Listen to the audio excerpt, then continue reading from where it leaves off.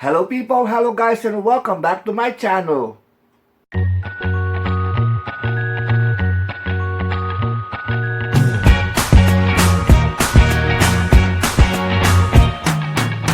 Kamusta kayong lahat guys?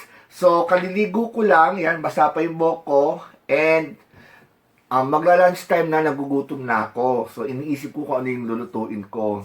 So, I decided na gumawa na lang ng sotanghon with sardines. So, samahan nyo ako gumawa at ituturo ko sa inyo ang aking version ng sotanghon with sardines guisado. At ito ang kakailanganin natin sa ating pagluluto. Kailangan natin ng soy sauce, cabbage, carrots, onion, ang ating sardines, garlic, and syempre, ang ating sotanghon. So guys, bago ang lahat, welcome back sa aming mini kusina. And, eto na nga, mainit na yung aking frying pan and nakapaglagay na rin ako ng cooking oil. So, don't forget to put cooking oil guys ha. So, ilalagay ko na yung aking na-chop na onion. So, bisa-bisa lang ito. So yan guys, dalisa na yung ating sibuyas. And then, gagamit pala ako ng roast bowl sardines. So, hindi ko sponsored guys ha, but I prepared kasi ito. Masarap na kasi siya. And then, meron na siyang chili. So, pero may nabibiling walang chili nito guys kung gusto nyo ng hindi maanghang. So, lagay na natin. So, nagbukas na ako ng isang dilata. Isang dilata lang guys kasi ano lang to, good for one person.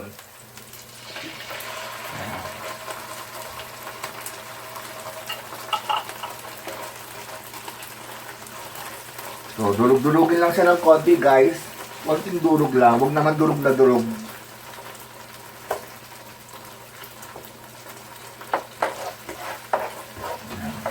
So, yan guys. Pag medyo, nakita nyo kumukulo-kulo na siya, magdagdag na tayo ng tubig. So, yan. Nakalimutan ko na naman sabihin ng tubig. So, dagdagan na natin ng tubig. 1 cup to ng tubig, guys.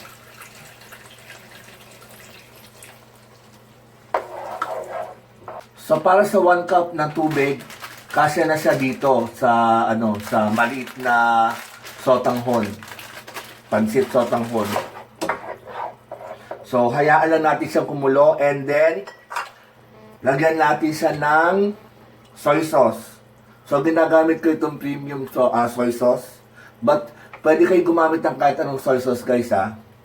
So maglagay tayo ng mga 2 tablespoon lang nilagay ko.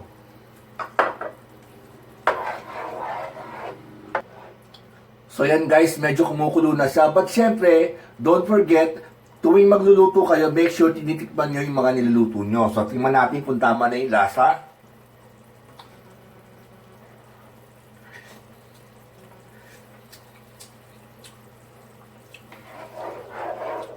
Pwede na, tama din lasa. Pero kung nakukulangan kayo sa alat at sa anghang, pwede kayo magdagdag ng salt and pepper. So guys, okay na to. Pwede na natin ilagay yung ating sotanghon. So yung sotanghon pala natin, ibinabad ko na sa tubig. So medyo malambot na siya para mabilis siyang maluto and mag-expand pa rin naman kasi ito pag nilagay natin dito. So lalagay ko na guys.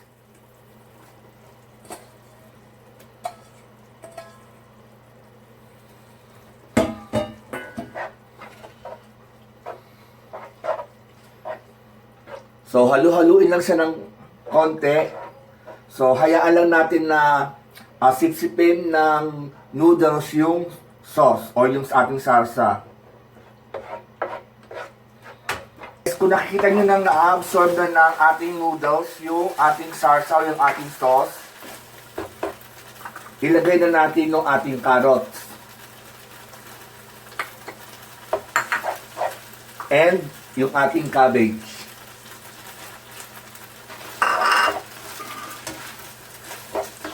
So, halu-haluin lang siya ulit.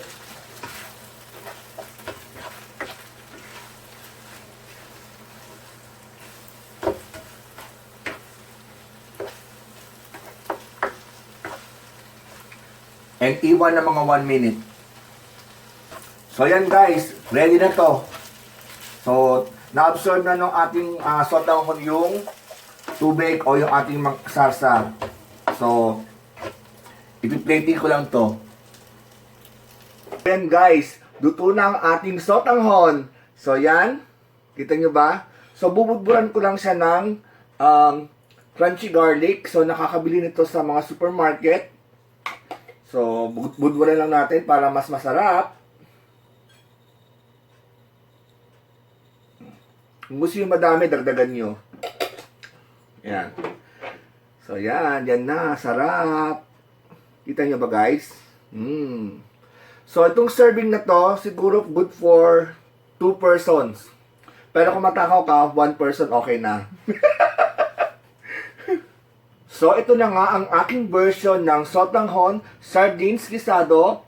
So, yung mga ingredients, makikita nyo lang naman sa loob ng rep nyo. So, madali nyo lang mabili.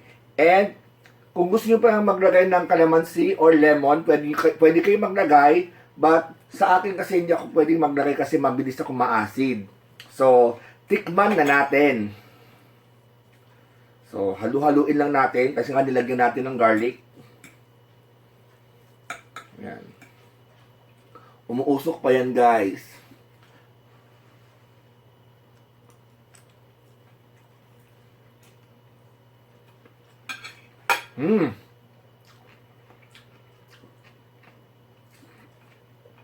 Ang sarap. Grabe. Siyempre sabi ko masarap, luto ko to eh. Pero hindi guys. Masarap talaga siya. So, kayo naman makakapag-adjust ng luto ninyo kung gusto nyo maanghang, kung gusto nyo na maalat. So, kayo na bahala. At kung nais ninyong matikman ang aking niluto, ilalagay ko sa description box ang ingredients. And guys, mabilis lang tumaluto. Kasing bilis lang ng relasyon nyo. Joke lang po. And guys, may 200 na tayo! Yay! So meron tayong 200 subscribers. So sana po magtuloy-tuloy. So if you're not yet subscribed, please keep on subscribing! So, hindi ko na patatagalin yung video ito. If you're not yet subscribed, please click that subscribe button para happy tayong lahat. And also, don't forget to click that notification bell para ma-update kayo every time na mag-upload ako ng bagong video. So, don't forget my channel, Big Versus Vlog, and I'll see you guys soon. Thank you! I can't forget the day we met. Your eyes so blue, me pressing through. I can't forget the day we met. Your smile so bright, it made me smile.